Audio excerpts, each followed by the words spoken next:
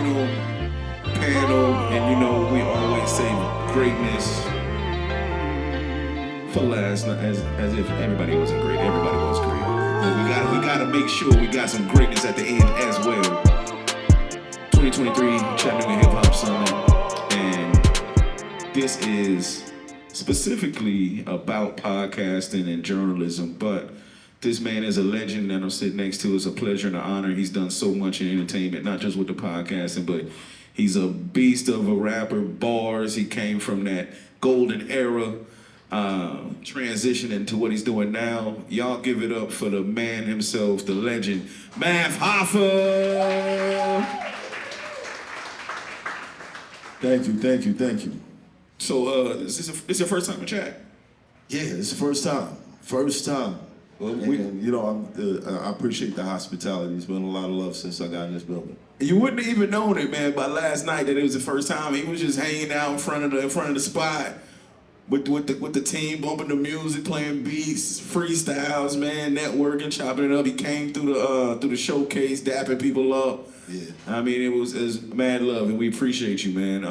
I mean, that's something I learned from a long time ago. When you get on the ground, you got to touch the people. Most definitely. When I was doing battle rap, the first thing I would do as soon as I checked into my hotel was walk around the whole area and see what's in there. You know what I mean? What's the local spots? What's popping? Go over here, spend some money. You know what I mean? Most definitely. The T-shirt guy out there, he racked up on me. He racked up. I must have spent like $450 with him. Like, okay. He racked up. Word. Just send that message out. If you got merch, okay, next year, you better be downstairs. You know what I'm saying? That's what's up. That is what's up. And that's what it's all about. Like, and so many other people probably could have got a little bit of the love that's been going on all day by just paying a small, very small vendor fee and just pulling up and setting up. So spread the love, man. Spread the word and make sure that we continue to grow this for the artists, for the creators, for the business people, the journalists, the producers, everybody, so that we can continue to do this and make it even better as we've been growing each year. You mentioned some of your beginnings, prolific rapper. You came from that era where you like LaRussell was saying, you don't just let everybody on the court if they ain't really hooving. You had to have real skills, bars. It wasn't just about your personality and being an entertainer. It was really about the art of hip hop and rapping, and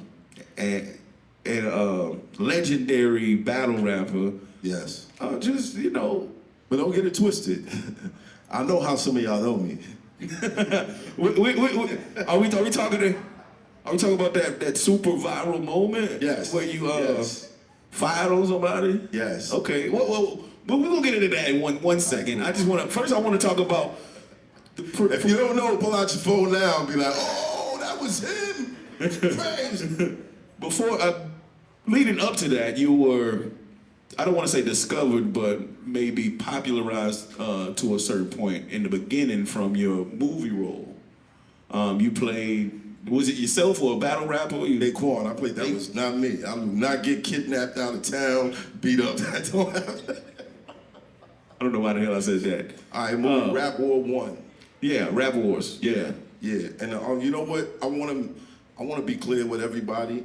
This interview, anytime I sit and speak, it's about decisions.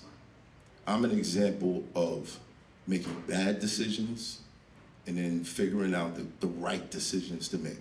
Because I made a lot of bad decisions early on in my career. So, and that's interesting because a pretty substantial movie role, was that your first film? Yes. Which got you kind of like on the radar as a rapper. People was like, yo, he got the flow, he's got the cadence. It got picked up by the ABFM. Yeah. And a rep for Maverick was there. They bought the film for $90,000. They got licensed to Stars. It ran for 3 years, but during that 3 years, I was selling drugs instead of reinvesting into that. So you was getting checks and then flipping them on the block? Oh no, I got paid one time for that. Okay, you got one lump sum. That was another bad decision. I should have opted for the royalties. Yeah. But I took the check up front and, went back to doing whatever I was doing. So when you were negotiating that deal, did they lay that out that, hey, we can give you a chunk right now, or you can take a percentage of the royalties and and Yeah, they said we could give you 2,500 right now, or you could get paid on the back end. Now, I didn't really know about, what that meant, what the royalties were, that when this thing got on Stars, I was getting checks for that every time it played. I didn't know none of that. I didn't know that when it got sold, I could get a percentage of that. I didn't know. So I took that 2,500. And this is back when you were younger. I was about 19, 20. Hungry, you get this opportunity, you get maybe one of your biggest legal checks at the time. Yeah. So you decide to take the money and run, and instead of reinvesting it in your art or something legal, you was reinvesting in the streets. See, I was under the impression that I didn't want to be known for that. And that was just me being stubborn. As far as the movie role, you didn't want to be, okay. See, sometimes we get stuck on how we want things to happen. You know, you might say, yo, I'm gonna make this album and I'm gonna put it out and it's gonna blow up and then I'm gonna be a famous rapper. But that might not be the way. You might meet somebody to put your song in a film, or you might have a relationship with somebody who has the power to put you in a position later. But we get stuck so much on how something is supposed to happen, and it happened in the way we want it to happen, that for me, I was like, okay, I don't want to be known as a rapper, as an actor before I'm known as a rapper. I was big like, look, I'm somebody out here for real. Like in the streets, I'm somebody for real. And I need people to know that before they know this. But that film that we shot with a budget of $5,000 got sold for $90 and then licensed to a major network. That should have been the route. I made a bad decision. Luckily, I had the opportunity, or I put myself in other positions where I could make that decision again. So soon after that, the battle leagues pick you up. You're touring, doing that, and the infamous moment happens. I'll never forget it. I was heavy into the battle rap back then. Right.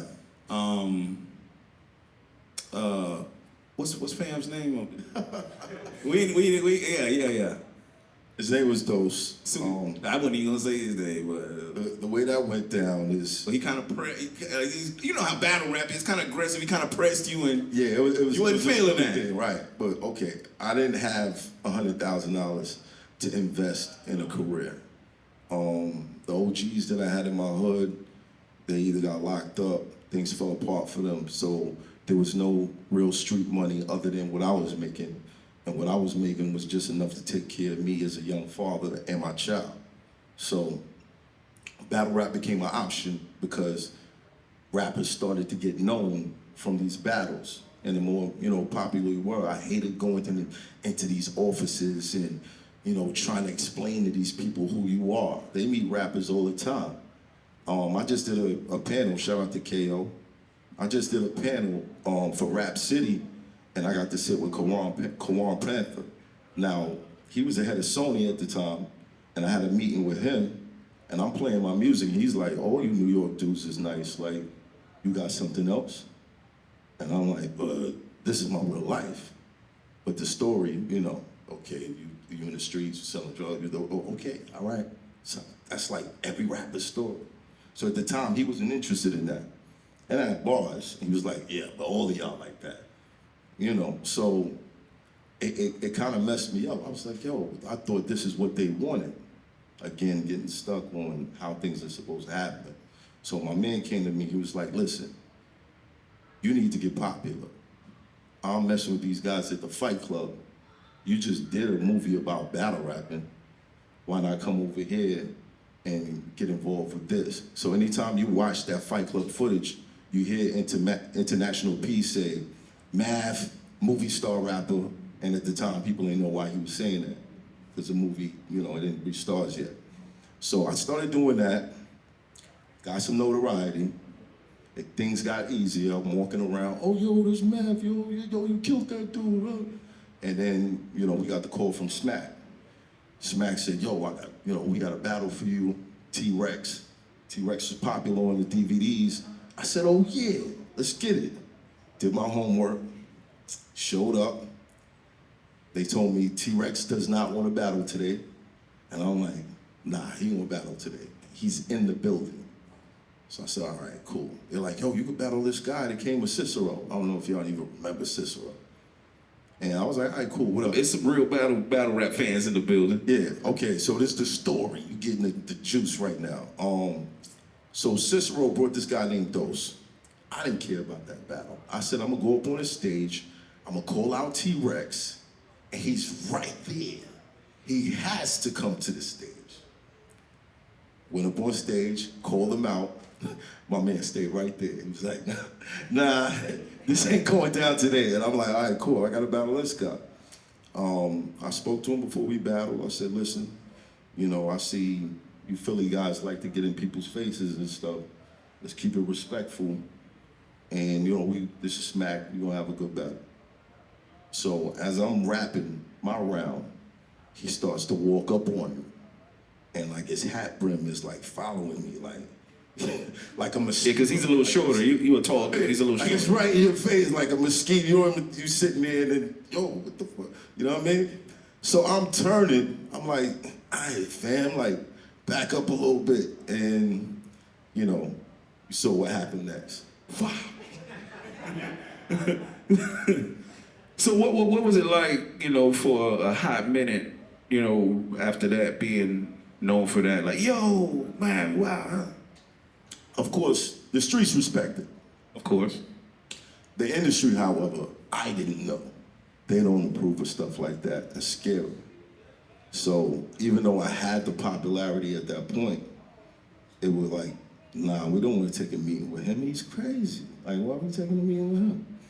So from there, I just kept battling. I was like, okay, I need to show them that I can really rap. It's not just about this thuggish, ruggish bone shit. I gotta really rap. So my next battle was Solomon. Now, Iron Solomon, is anybody familiar with Iron Solomon? Anybody? For sure. Okay, Iron Solomon was like, he was one of those guys. He was Eminem before Eminem. You know what I mean? He was Scribble Jam, you know, battling lyrical genius with a white boy. You know what I mean? So I took that battle to kind of prove to people, no, I could really rap.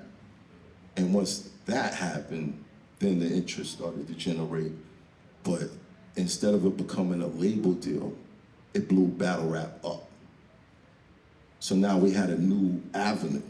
So now T-Rex is ready to battle now, but I'm getting $5,000 for it. And this whole battle league culture is starting. URL started, RBE started.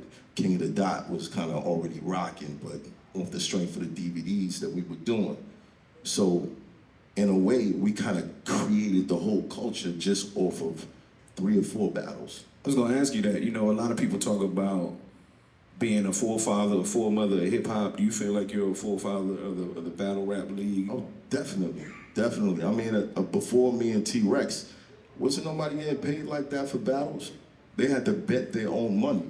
We were getting paid for showing up. And that's the moment that started. And so, you know, you had a great career as a battle rapper. What gave you the idea, or what was the motivation to make the pivot to journalism, podcasting? Though I had a great career, there were some up and down moments. Definitely got into it again with the Sirius Jones incident. I got banned for 3 years.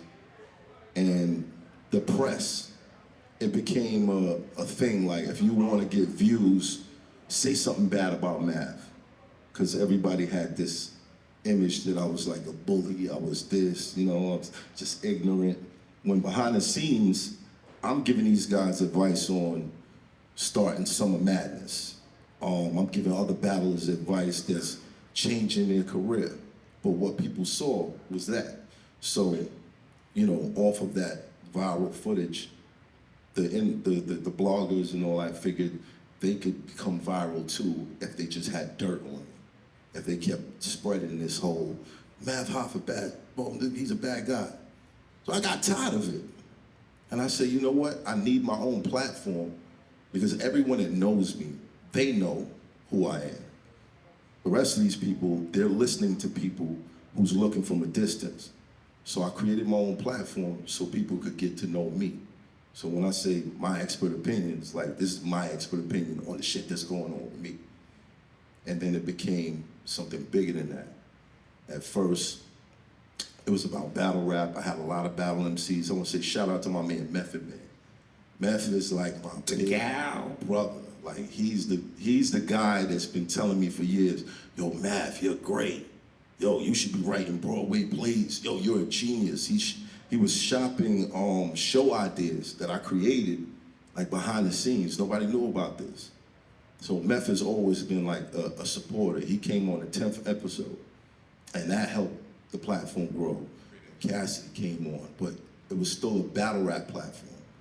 After a while, I guess the leagues that I didn't agree with, or the battlers I didn't agree with who had a position of power, started telling other battle rappers, don't go on this platform. So I would get dates where people not showing up, they're not answering the phones, and it was sabotage. And I said, you know what? For every no, or every time this happens, I'm gonna reach for something bigger. So if I got a no from a battler, I would reach out to an artist that sold millions of records and get a yes. And the more that happened, the more my platform started to change from a battle rap platform to like a hip hop legend platform. And then it just grew and grew and grew and grew. Again, a decision. I could have let these people that wanted to sabotage me, you know, just mess the whole thing up like, oh, this is whack, they not showing up, I decided to reach higher.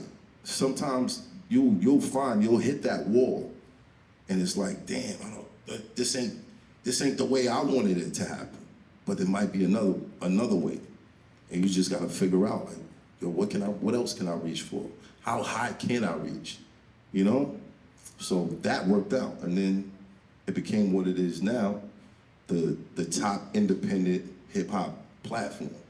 When I say independent, I mean we've never had a deal, we've kept it authentic. I didn't want anyone controlling my content. I didn't want anyone telling me, yo, this interview's not good for this, we can't put this out. And I saw that happening with other platforms. So we're number one, independent in hip hop. So independent, yeah, clap it up for that, clap it up for that. Taking on my good segues, man. So independent means, in the podcast game, means you don't have a sponsor. No, the sponsorship. Excuse me, not a sponsor, but you don't have like a network yes. that you're affiliated with or up under an umbrella of, right. of a big network. Right, and the networks, they pull a lot of strength. There's a certain wall that you will hit, not being associated with a network. Like as many integrations as I've done with BT, we were nominated for the Podcast Awards. And I'm not mad, because Carisha won.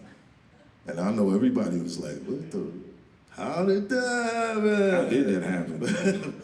But, you know, shout out to Carisha. You know, big shout out, City she's Girls. doing her thing, but that's part of being connected to a network. You dig what I'm saying? Most definitely.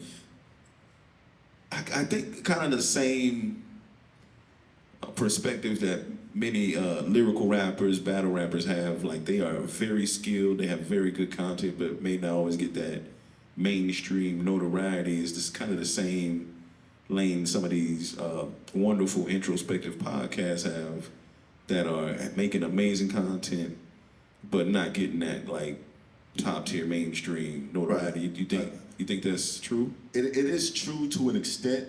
I think that the level of lyricism that we have in battle rap, it disappeared from music.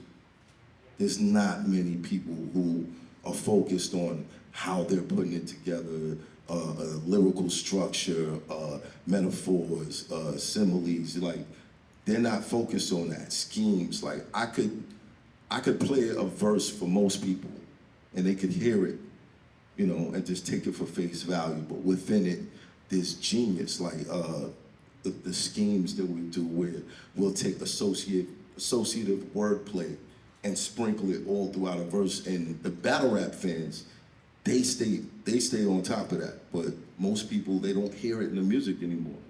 So battle rap is genius. It's like, picture Chef Ramsay before he had a show.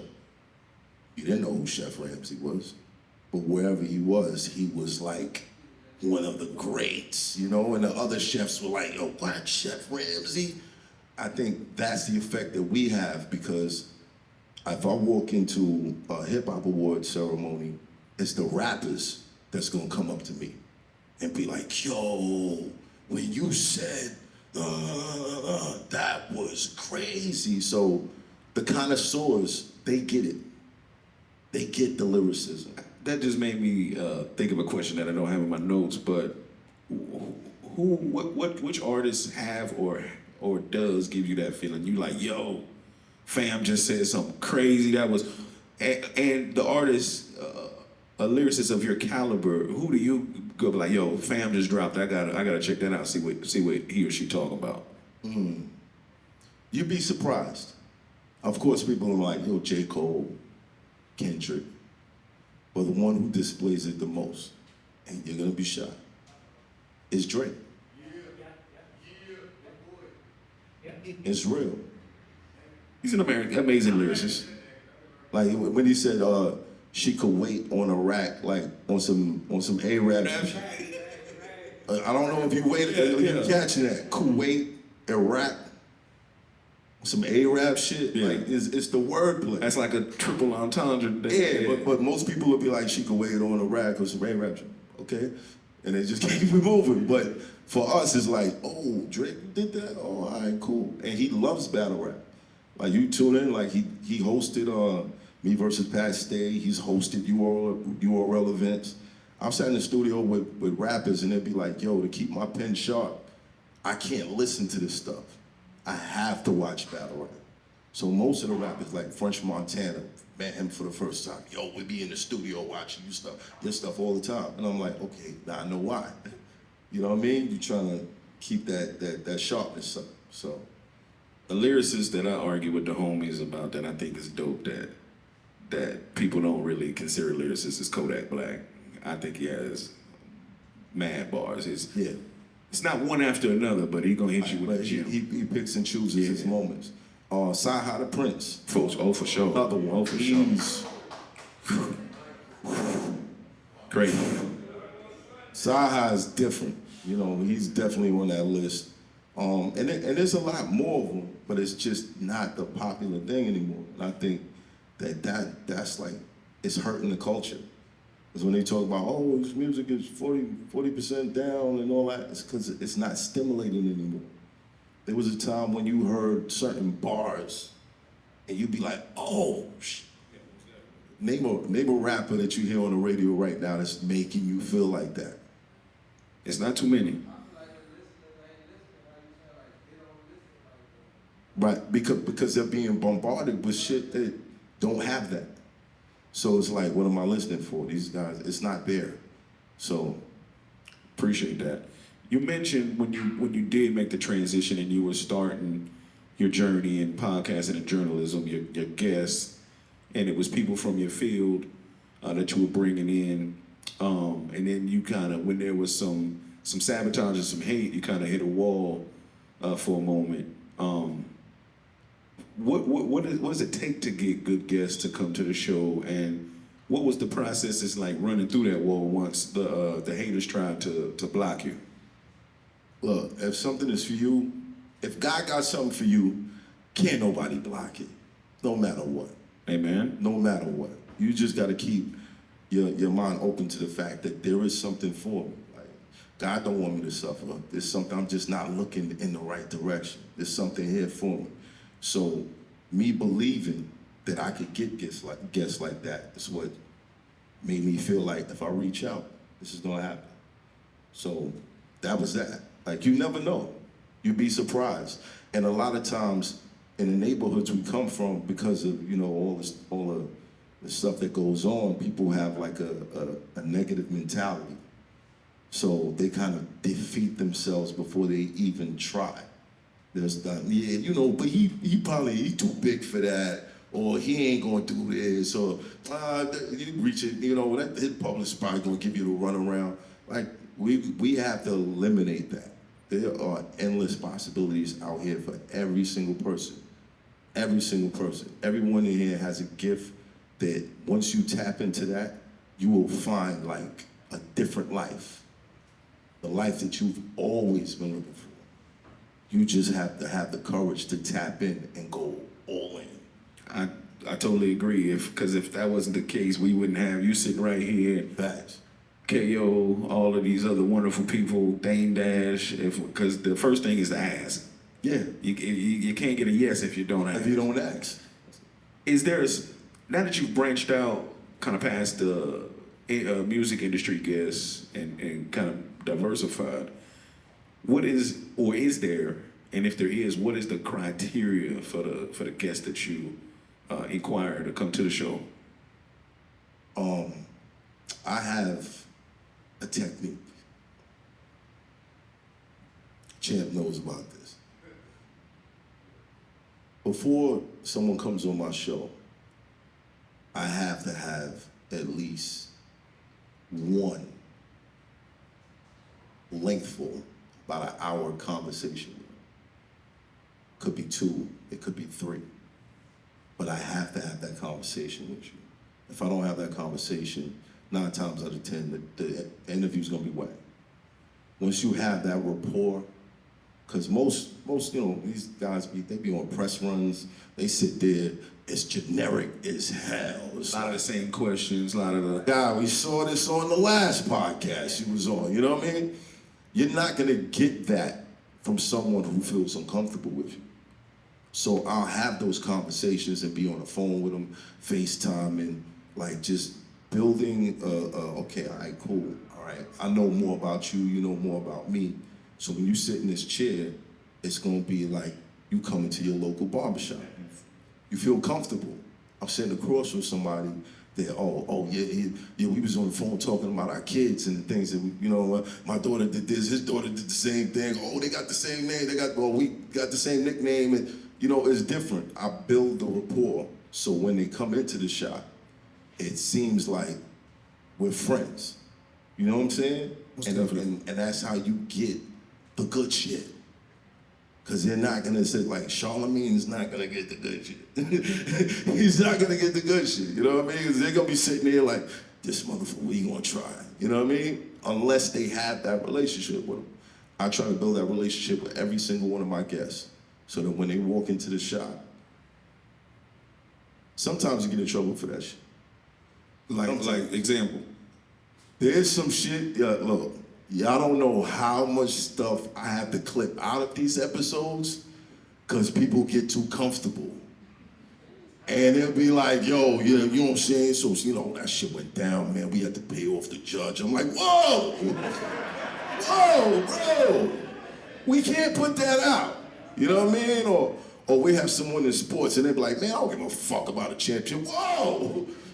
We can't, the fans don't need to know that, you know what I mean? So, but it's still, you still get the best interviews out of that. And that's how, like, okay, you look at who's my competition. Nori, who's had great success in the music industry. Joe Budden, who Drake would say has not had great success. Me and the homies was talking about that. I was like, yo, that's like saying somebody that, like Kwame Brown, he might not have had that success in the league, but he was in the league playing with Kobe. Right, you know what I'm saying? So Joe has, you know, the relationships. He's had a machine behind him, building his fan base. Joe, Wallow and them, Gilly again has had a machine behind him, making sure that the world knows who Gilly is. So even after he's left the label, you still like, there's still hundreds of thousands of people or millions that like, that's Gilly when they see him. And me is like, okay, how did I get here? You dig what I'm saying? Good interviews, good content, going viral. TMZ picking my shit up because it's like, yo, he went on all these other platforms, but he said this on this platform. you dropped a lot of jewels that I'm gonna touch on in those statements, but I want to go Pause. back a little. Oh. That was crazy, man. Hey yo, he got me, man. Pause. Jewels that I'ma touch. Pause. Super pause. Damn, man. Come on, man. You making a. It's all good. It's all good. Lord. Right? Damn. So, Right. now you got me fucking thinking. But no, you talked about having those conversations before you even sit down for the actual show. Has there been anybody that was like, nah, fam, I ain't got time, or I don't really want to? Some of the publicists can be like guard dogs. Like, no, you can't get through to them. You can't. Okay. All right. Honestly, sometimes I might protest. I might not show up for that episode. I might not, you know? Because for me, I believe in my process. I believe in how that's supposed to go. And I think that, you know, in hip hop, we think about the culture of hip hop. We think about it as black culture. We think about it's not necessarily black culture, but it's a big part of it. And for us to win, for us to grow, we have to be like family. We have to have these relationships. So anytime I'm running to a publicist or a manager that's not going to cultivate that, I choose not to cultivate or invest in an interview. Most definitely. You spoke about, people getting comfortable and saying some things you got to edit out. A lot of so-called journalist podcasts, platforms would love for that to happen, to put it out there and run with it. What gives you that responsibility to those people and to the responsibility of good journalism? I don't think what I do is good journalism, because good journalism is throw people under the bus. Be a whore, as Nori would say.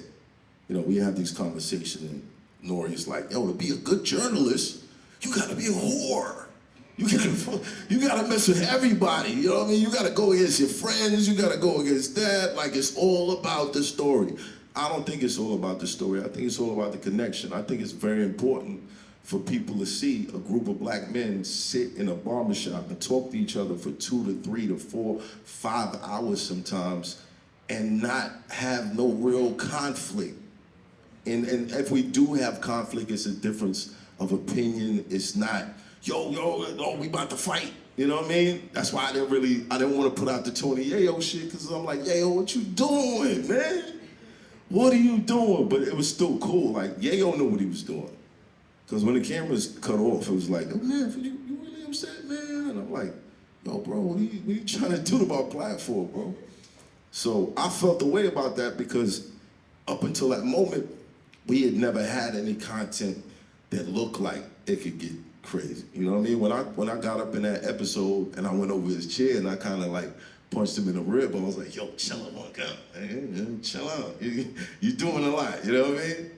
But, even that conflict, it's good to see, because we still homies, And me feeling like I didn't want to put it out kind of brought more interest to the interview. Because when you see Tony Yayo out of nowhere apologizing to Matt Hoffa and Vlad, you're like, wow, what happened in that interview? We got to see the interview now. So it's like, okay, all right, time to put it out. So I think that it's important for us to like just create that community.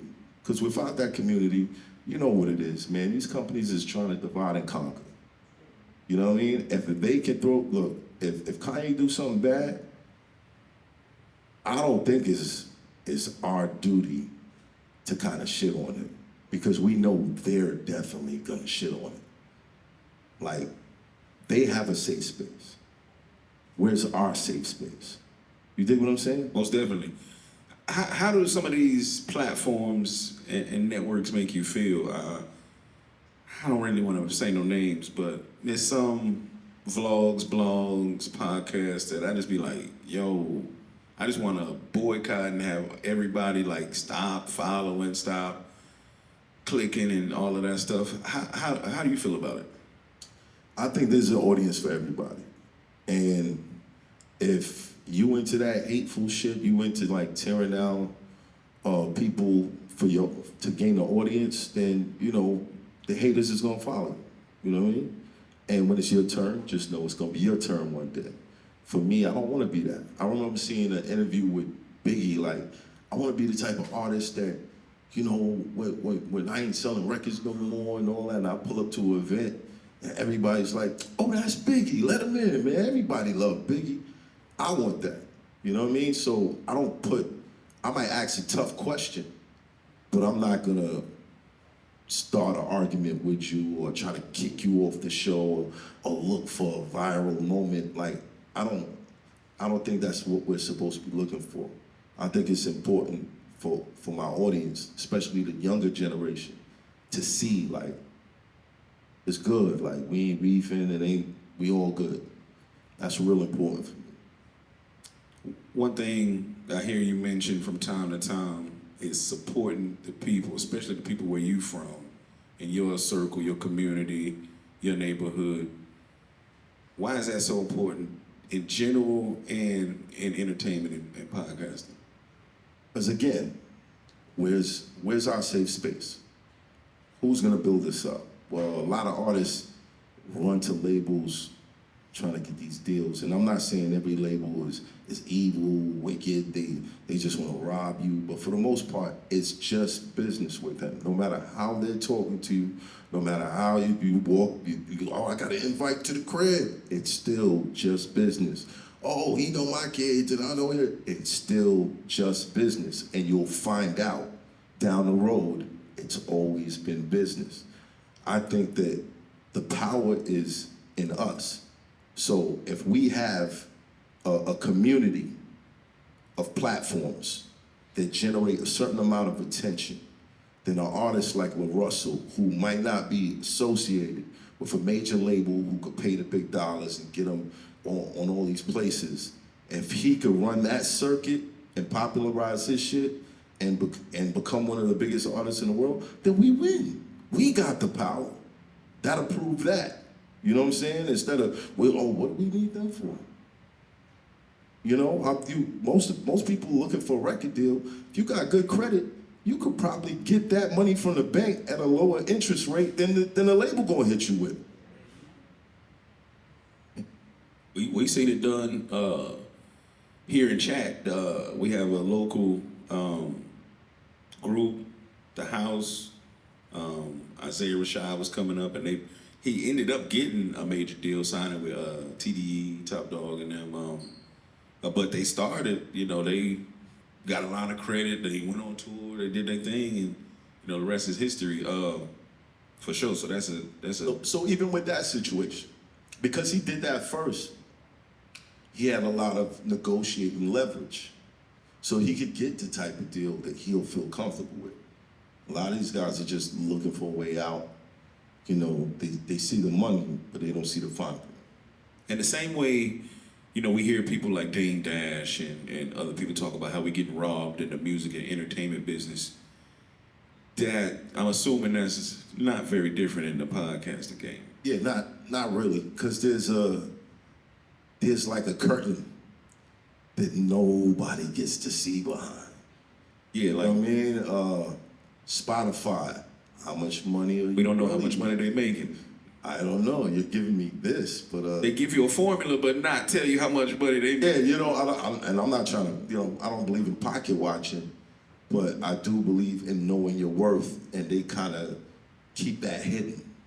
You don't know what you're worth. YouTube, the same thing. You don't know what you're worth. If I made $1 million off of YouTube, I don't know how much they might have made. If you made a million, they made at least 50. Maybe 100. Maybe 100. So I believe in what Dame Dash stands for. I believe in his methods. I might not believe in how he says it all the time, but I think that it's important for us to know. Like, we're talented people. We have the talent. 90%, 99% of the rap game is black people, correct? Correct. Okay, so 99% of the CEOs should the people that control it should be. You dig what I'm saying? Most definitely. And that's not to leave anyone out, but it just goes to show like we have this talent, but we don't control the culture. Guys is up here saying, "Oh, they don't want that shit." But who's pumping that shit out? Who's signing that shit? What's the agenda there?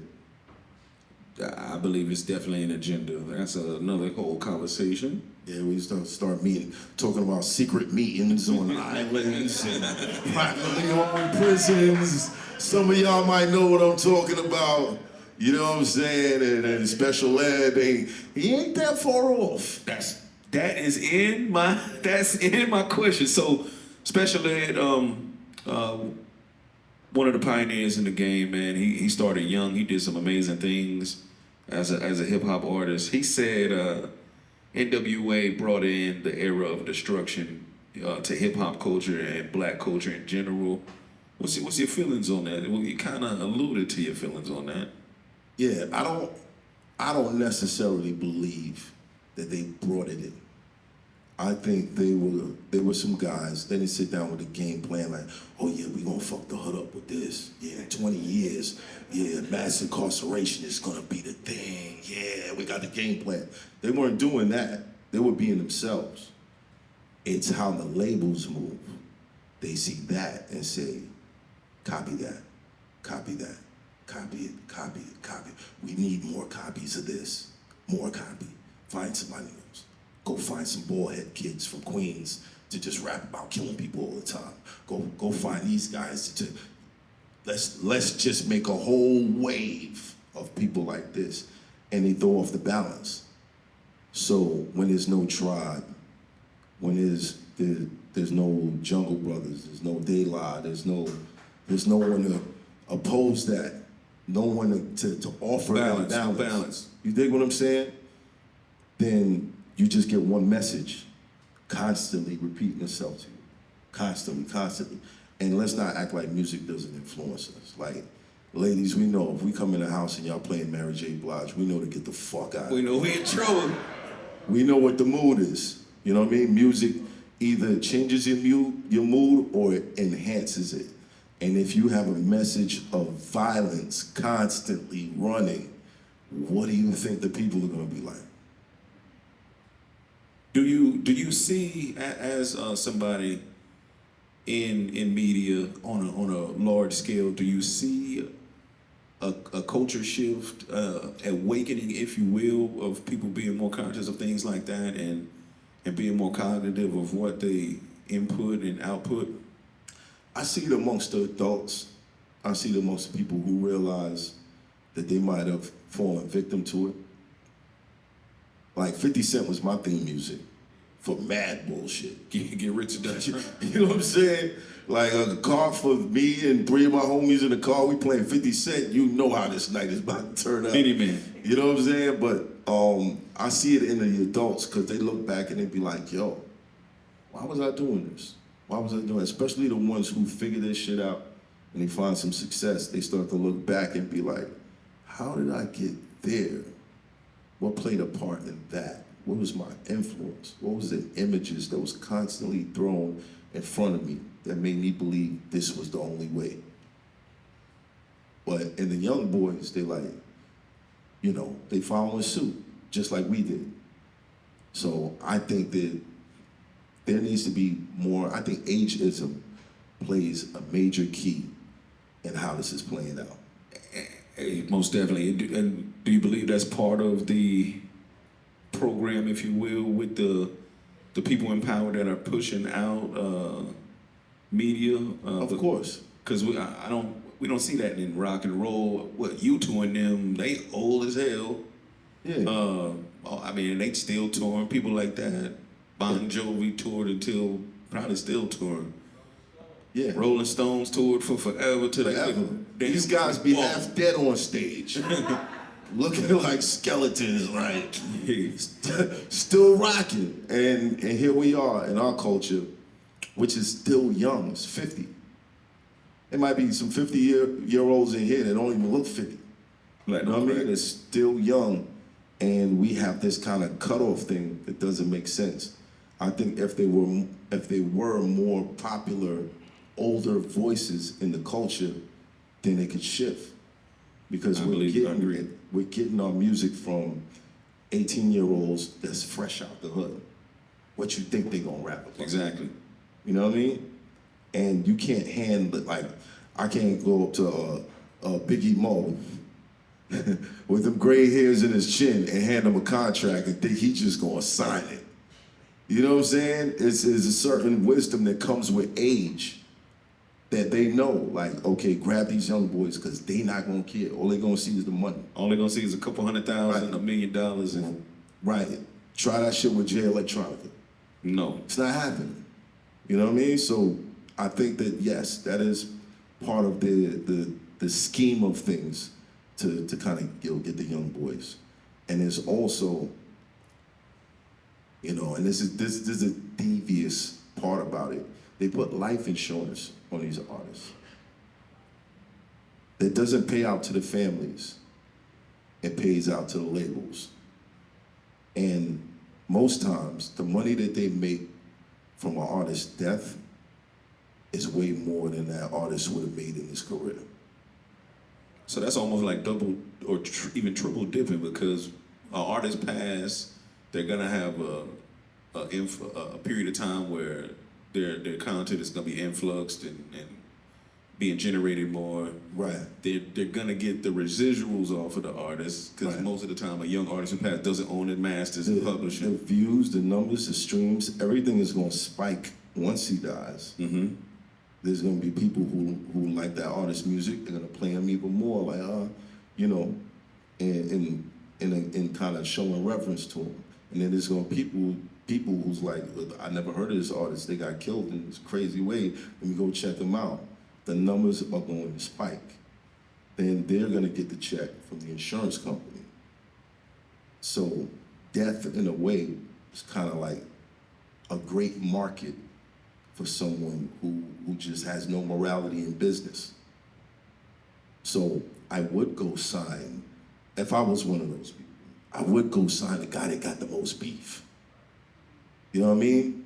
Give him some jewelry. I'm not giving him enough money to have security for the whole year. But I'm gonna give him some jewelry, I'm gonna give him some cars, and where's he gonna go? Back into the hood. And being that he got signed off the bullshit that he was doing, what you think you think he's gonna change the formula? All right, I'm going gospel now. No, he's gonna keep doing that shit. And if something happens to him, they win.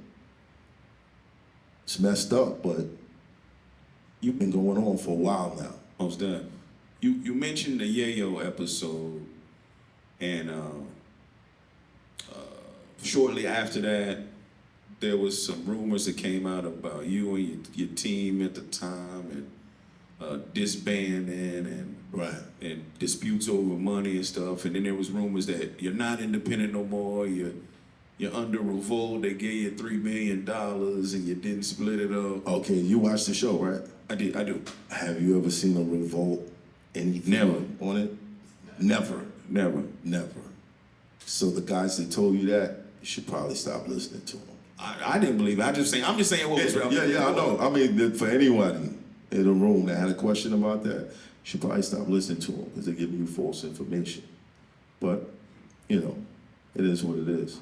I think in every situation, it's unfortunate with, I'm not just gonna say our people, because it happens in all businesses. As a business starts to grow, you start to deal with entitlement. You start to deal with people who are not comfortable with their position. They feel like they should be in a bigger position.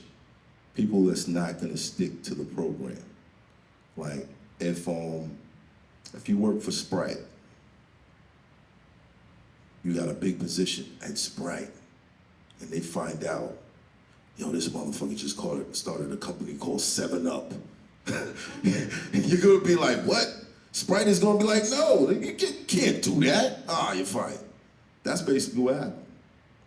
You're a part of a podcast and that interviews guests, and you restart a podcast that interviews guests. We have a conflict. So when that happened, that's why all the other stories, but that was the main reason. Now, if that never happened, you probably wouldn't be hearing Math Hoffa's funny with the money. Math Hoffa got a deal, he cut us out of it. You wouldn't be hearing none of that because they'd still be on the platform with big smiles on their faces. You dig what I'm saying? I dig it. I dig it.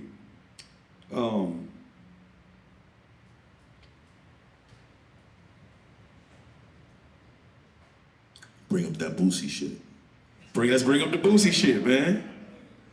All right, so the Boosie situation, when we talk about protecting artists and Yeah. and podcasting, I don't know how many people in here are podcasters. By show of hands.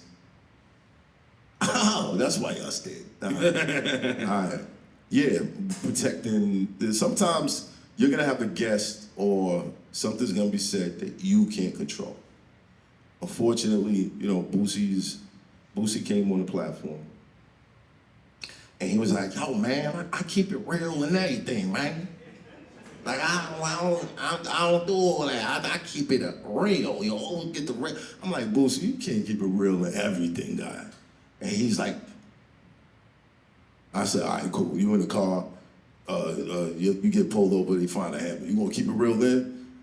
And the answer that he gave me, he was generically, for sure, telling you how to get out of that situation. Right. He was generically telling you how to get out of that situation, but a lot of people interpreted it as he was incriminating himself. Because at the time, the San Diego thing where right, exactly. They got pulled over, gun in the car. His mans took the charge. Right. The episode happens subsequently after that. And so now, mind you, I'm sitting there like, nigga, what is you saying right now? So I'm like, yeah, that's what someone might do, you know what I mean? But the media took that and said, oh, Flat Hoffa. And they were blaming me because he got arrested after that. Yeah. And it wasn't because of me. It's when his homeboys was live and they saw a pistol on Boosie. But automatically, once they heard he was arrested for that, or the feds picked it up, they blamed me. They said, yo, you the one, you asking those questions. So sometimes you want to ask a question and get an answer you don't expect. And I think in that situation, I figured he was in the clear because he said, guys have been doing this for a long time, So I had to deal with the backlash or people trying to point it out that, and in reality, the more they popularized what he said as something that would put him in jail, it was like, yo, bro, y'all the real snitches. You know what I'm saying? It's not like the feds is like, Boosie's on flag. Boosie's on Math Hoffa's platform. We need to tune in, see if we can find something. These guys are pointing stuff out, and that's whack. But, I saw Boosie. He's still the realest guy in America, like, as far as I'm concerned, but we talked about it and everything was cool. So do you think like that trend, I guess in America or the world period, but specifically in our culture, hip hop culture, black culture, when something happens and then people like what's girl name that kidnapped herself? So stuff like that. She faked a kidnapping. She called 911. Right. So people's like, oh, she need to go to jail, blah blah blah. So subsequently, she's sentenced to a year jail, such and such. Where we've seen incidents like this before, where people get hey, don't do that, slap on the wrist, do some community service, going about your business. But she's facing a year in jail plus a hefty fine and some probation.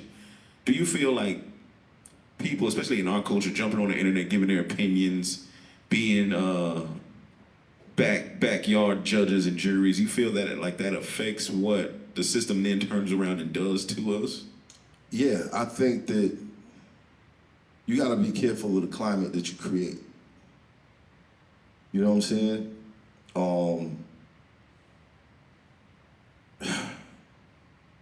R. Kelly.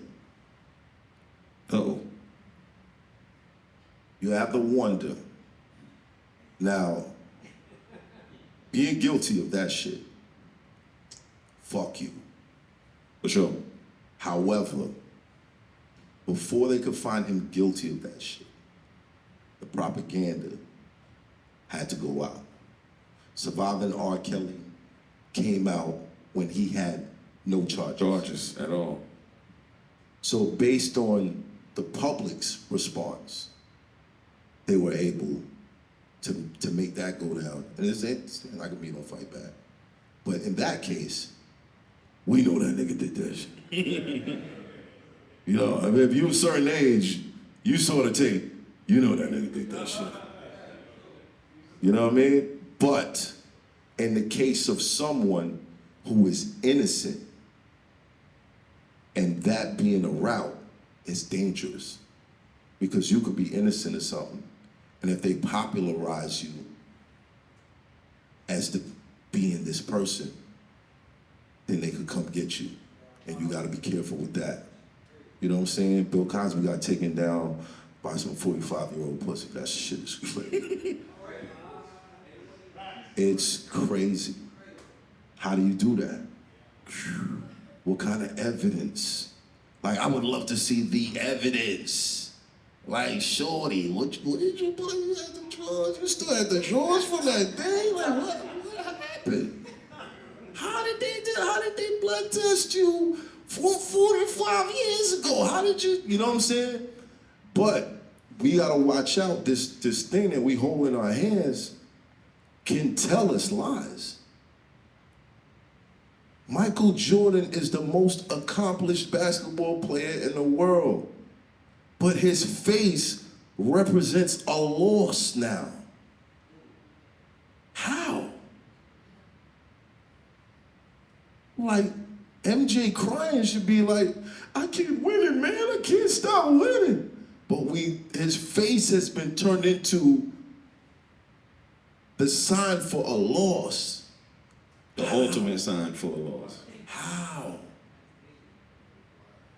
So we need to be careful. Like, this thing can lie to us. It can paint a picture that if we see it enough times, we'll start to believe it.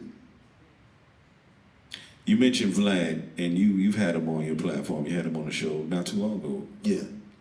And you mentioned, people, especially rappers, going on his show, trying to keep it real or whatever, and end up with indictments. But let's not put a responsibility of their freedom on any platform.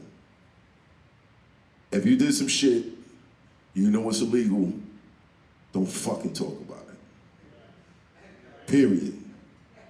Don't be dumb. You know what I mean? Like, don't be stupid. But we get caught up sometimes. And I think if there's anybody that's ever dibbled and dabbled in the streets, there is a part of every street nigga that's like, yo, if they only knew I was a ill nigga. You know what I'm saying? Can't do a doc after I die. If they only knew how ill I was. You know what I'm saying? Like, you can't help it. You can't help it. Them stories are gonna come out, shit that you're never ever supposed to say to somebody. You're gonna want like, damn, yo, you think that's some real shit. You should have seen me back in 98. You can't get around that shit. So you gotta be careful when you're in these interviews, because they are starting to use these things against you. Like, they played the district attorney played that Boosie clip in his bail hearing. The judge didn't go for it, but the fact that they would attempt to use that on him just goes to show, yo, you gotta be careful. Got to be careful what you say. Yeah. As you've seen, there's a lot of podcasters in here, me being one of them. Advice for an up-and-coming podcaster, how to move, what to do to generate some momentum to being more successful. Well, I think the best podcast is a podcast that's based on your opinion. Having guests, it is gonna bring you eyes, but it doesn't sustain your podcast. They have to appreciate you as a host. And if they appreciate you, then, you know, you get to fly out to Chattanooga and do shit like this. But if they're just looking for what kind of guests you're gonna have, then it's not gonna happen. Those guests are gonna gain more popularity and they're not gonna really gonna mess with you. And if you're gonna give your opinion on something, please care about it. Please don't just say something like, oh, if I say this, it's up.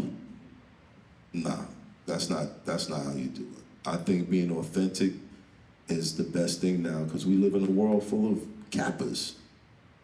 What Shorty did, you faked the kidnapping. Like, Jussie Smollett, look at this dumb shit. Look at that dumb shit. Like, yo, you paid somebody to beat you up so people could feel sympathy for you so that you could become, like, more famous? Like, it can't be that important that you're gonna let somebody step on your head with a pair of Timberlands. You know what I'm saying? Like, oh yeah, my numbers are going up. You know what I mean? That's wild. That's wild. Like, imagine how he feels in jail now. Like, bruh, I got a saying, when you're too thirsty, you don't drink, you drown. And you cannot become thirsty to the point where you drown your morals, you drown your integrity, you drown who you are as a good person. Can't, man. Once you compromise that, then it's nothing less. Like Nori's, you're a whore. You know what I'm saying? Now you're a whore. Like, you'll do anything. There's certain people out there that's very famous for being negativity whores. The only time they make headlines is when they're tearing down somebody that's beloved. And people are actually like, oh, you're gonna book this guy, he's gonna go crazy on Deion Sanders. Like, Deion, we should be celebrating him. We should be celebrating Deion Sanders. Like, if you was a platform like, oh, I want some views, so I'm gonna get this guy to come up here and make Deion Sanders look like a piece of shit. Like, why? That's crazy. So you can't compromise, like, who we are, what you represent, just for some fucking views. Because once you do that, you have to keep doing it. And eventually, you become that blogger or that podcaster who can never leave your house in Jersey. Uh-oh. Sublims. You understand what I'm saying, right? And if you do, you need a goddamn army to walk the streets with you. You dig what I'm saying? And that's not no way to live. And it's not no way to live. And you can tell by that person's health, that's not the way to live. Just can't do that. Up and coming podcaster, you know, he or she might have a little gig, might have saved up a little bread, got $2,500, $3,500 or some money coming in. First 2 or 3 or 4, let's say they got a laptop. First 3 pieces of equipment they need.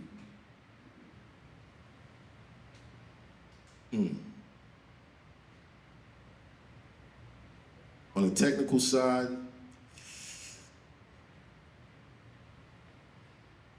there isn't a popular podcast that's just audio. You definitely need a camera. I recommend the A7S. What brand is that? Sony. A7S. Aaron. That's my technical guy over there. What's the other 2 pieces of equipment? Of course, good microphones. Good microphones. Hold on, you get DJI means. Oh, it's the company? Okay. It's the company. Yeah, it's the name of the company. But we use lavalier microphones. So, You say that, what kind of mic? lavalier microphones. Lavalier. We have the clip-on joint. Okay. See, look, Yeah. the way I run my shit, I figure out the systems. For anything that I don't know, I take the Henry Ford approach. Okay, you know that shit. come over here. Let's work together. You know what I mean? Okay, I don't really understand marketing. Okay, Kim knows that shit. Yeah, come over here. Let's work. You know what I mean? Like, that's how I do things. But as far as like equipment, microphone, camera, and a back massage machine. You're gonna be sitting there trying to figure it out for a while, you know what I mean? And Comfy chairs in the back. Yeah, exactly. Comfortable chairs, like barber chairs, they're comfortable. Like, yo, how many times you fell asleep in a barber chair? For sure. And the barber like, yo, you tired, man? You sure, man? You want me to finish this cut? Like, it's just comfortable, man. Feels good. But the most important thing that you need is to be comfortable with yourself. When you become uncomfortable with yourself, you feel like you gotta do extra shit, you're already starting down the road of planning your own kidnapping. You know what I mean? Like, nah, that can't be it. I miss real people. I miss real people. There's too many characters everywhere. Someone's trying to be a character, you know what I mean? Guys are going on interviews and they're acting like this, and then the camera cut off and they're like, oh, that was a good one. I think we'll get good views off of that. Like, I hate that. I miss real people. You know what I'm saying? I want real people to come back. So if you guys are gonna be podcasters, just be real people. Just be real people. And before we open the questions, you mentioned the barber chairs. The barbershop idea, man. Whose was it first? It was mine. LeBron stole it. What, you got that? No, I actually don't know. I actually don't know. But I'm gonna say that shit. but when I started mine, then I saw his. I don't know how long his existed. I ain't gonna cap. I believe that's how it was for me. I saw your show and then I saw the shop. But everybody know I love LeBron. I might have my LeBron socks on. I love LeBron.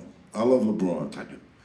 But I feel like his show was just overproduced. It doesn't give you a barbershop feel. Like, for one, who's getting their hair cut in the dark? That shit is dark. You gonna get zeet. Your shit gonna be, your hairline gonna be twisted when you walk out of that shit. You feel what I'm saying? And another, it's just, it looks like a studio. It doesn't have the barbershop feel. So I think that's why people gravitated to mine. So, yeah. Awesome. But shout out to LeBron. Oh, shout out LeBron. Yeah. The GOAT. Yeah. No, we ain't gonna start that either. All right, we're gonna open up the floor for about 2-3 quick questions. If we can make it quick. Questions from the audience. Question right here. So, the question is kind of more aligned with your with like rapping. So, do you feel which was more challenging for you, like back in your battling rapping days, or your like rapping days? Oh, battle rapping. Battle rapping is, listen, I don't think battlers get the credit that they deserve. You think about a song right now, it's like 2 minutes, 12 bars for a verse, 16 bars for a verse, and 4 bars for a hook that you're gonna repeat over and over and over. If you were to take 10 songs and you count the bars, that would equal up to 3 rounds in battle rap. You're performing a whole album for one moment in time, and you gotta be perfect. Not only that, but you're not performing it in like, you know, people are just sitting there like, interesting. You're performing it while people are like, boo, get the fuck out of here. You know what I'm saying? They're screaming, like you're in a hostile environment and you're performing a whole album for one moment. And you never get paid for it again. Battle rappers are the best rappers in the world, bro. Because I have to sell something to you without Dr. Dre producing my shit, without Jalil Beats, without Pharrell, without Timbaland, what you name it, right. You know what I'm saying? There's no feature I could have that's gonna make you more interested in my battle round. I have to stand there and deliver that shit like a fucking, like a speech. Some of the best rappers and some of the best show persons. Right. Bruh, they don't get the credit that they deserve. But that's only here in America, which is crazy. Because if you go to Russia, the top battle rappers over there are also the top artists. Mm. You go to the Philippines, same deal. Australia, same deal. And those are the cultures. London, not so much, but they have a higher regard for their battle rappers. They can make music also. They can have a music career. For some reason, over here, I don't know, it's part of the agenda to do away with intellectual lyricism, but battle rappers don't get the same respect, and they should, because we definitely get it from the artists. I met Drake at when the Miami Heat won the championship for the second year. 2013. 2013, I was on a crazy run. I was trying to figure it out. I was like, okay, y'all gonna pay us this. This shit ain't gonna make this no career. Let me see what I could do. I picked up the phone. I booked 4 battles in 1 month. I battled Pat Stay, Hitman Holla, Shotgun Suge, and Dose for the second time, all in 1 month, and arguably won all those battles. And that's when everybody was like, yo, Math, what the fuck? Yeah, nigga, I'm getting this money, nigga. Getting this money. It's how you do it. You gotta stay busy. So I ran into Drake later on that year in Miami. And that's the other thing, the perks. You know, the Heat won the championship in Miami. I think it was Club Cameo. They locked the doors. Nobody's getting in. Seen French Montana outside. I seen a whole bunch of different rappers. They can't get in the spot. I'm standing there watching my man trying to work the door. And I'm like, okay, might as well head back to the crib. Somebody taps me on the shoulder. Yo, you Math Hoffa? I was like, yeah. He's like, yo, I'm Dwayne Wade brother. Come with me, you partying with us tonight. I said, oh shit. Y'all watch battle rap? That's what's up. So we go around the block, we going through the back entrance. I come up in VIP. Spike Lee's there, I'm, you know, talking to him, Sanaa Lathan's across the room. I'm trying to make eye contact and shit. You know what I mean? And somebody taps me on the shoulder. I turn around. It's Drake. He's like, yo, what you doing here? I'm like, oh shit, what's up, nigga? He's like, yo, what y'all do on that stage makes what we do look like child's play. And I said, oh shit. This nigga about to ask me for some money? Like the compliment was just so beyond that I was like, bro, you're Drake. And you're saying this to me. Amazing. That leads into my Drake story. I don't know if y'all want to hear my Drake story. Y'all want to hear that shit?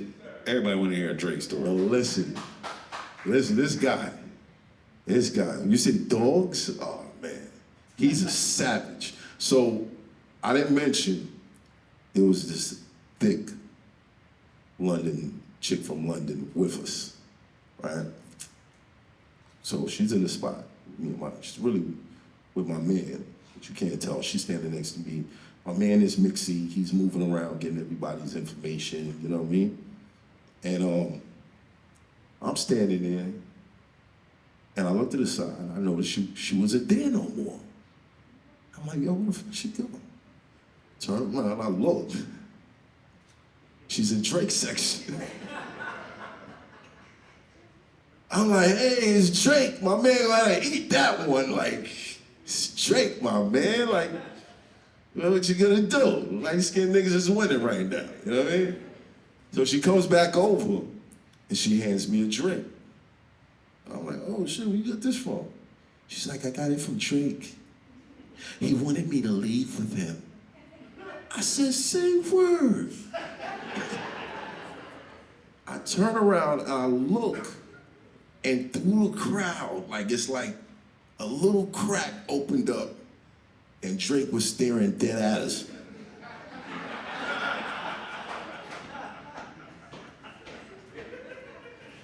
I said, this man is a savage, certified savage. So that went down, and you follow battle rap. So, you remember there was a chick I was dating in battle rap. Guess who started funding all of her battles? Drizzy. Dang, savage. Savage. He couldn't let that one go. He couldn't let that one go. But yeah, that's my Drake story. Yeah, he's really a savage. Don't bring your girl around him at all. At all. He has no respect, none. Another question, quick question. Question, no question? Hey, I see a lot of people started podcasts. Like, talk about movies, and I live in mall. That's what we call it, Kim Sorry or shit. I see you in New York, like shit. Get all the Brooklyn niggas, like, all the way easy. Like, Yeah. Brooklyn Tiller, so we can learn how to scale out. You know what I'm saying? Get some traction, right? But just being in a small area. All right. The beauty about what y'all have is it is a small area. So you can get to people who have a following out here easier than you can get to people out there. If you can build up this market, then you have control over this market. You have an area that we don't have. You fly us out here, but we're like, okay, Chattanooga, what's going on out here? We don't know it. But if y'all can control this area and be the king of this area, a lot of people kind of like, they reach outside of like, there's not many people is gonna watch something before it becomes popular. If you can popularize and make this area special, then you win. You wouldn't need anybody to come in here. You know what I'm saying? You have your own shit. And then people out on the outside would want to come to you. You dig what I'm saying? And the way that I took the battle rappers, I'm from battle rap, I took battle rap and I popularized the show. They started hating on me after a while, but it was too late. It was too late. Too many people knew it to the point where when I reached out to other people, oh yeah, I watched that shit. Yeah, I'm coming through. Use what you have. Treat it like this is the gold mine. This is where the gold is at. If we dig here enough, we're gonna have that nugget, and everybody's gonna want to come see it. You know what I'm saying? I thought I saw one more hand. Question, no? Question. Yeah, I saw live a music platform in Charlotte that had a question, Argue the Bucket. He was wondering, this platform's called Argue the Bucket. It's like a freestyle platform. I've been on there and I've been too. So he was wondering, You said it's a what platform? it's called Argue the Bucket. It's a freestyle platform. Oh, a freestyle platform. Yeah, Okay. where rappers go on in Charlotte and freestyle and stuff over there. It's a growing platform. So he was wondering, what are best practices to market your platform to be seen if they go to a large number? The locals. Control your area. Control your area. These are where the people are. You can do something that interests everyone that's around you. Bruh, it's your market. It's right there. It's right there. A lot of people reach outside. You don't have to reach outside. Control your market. Until motherfuckers start hating on you, then you might have to reach out. You know what I mean? But for now, build your market. Every single person that has something going on in this market, y'all should be connected to them. Y'all should be putting y'all on, let's put this shit up. Okay, how we gonna do this hip hop festival thing? This is where we're gonna shine. You know what I'm saying? Create that shit, build it. You know what they said in Field of Dreams. If you build it, they will come. Y'all give it up for Mav Hoffa. Rap legend, battle rap legend, podcast legend, Matt Hoffa. Appreciate y'all so much for attending.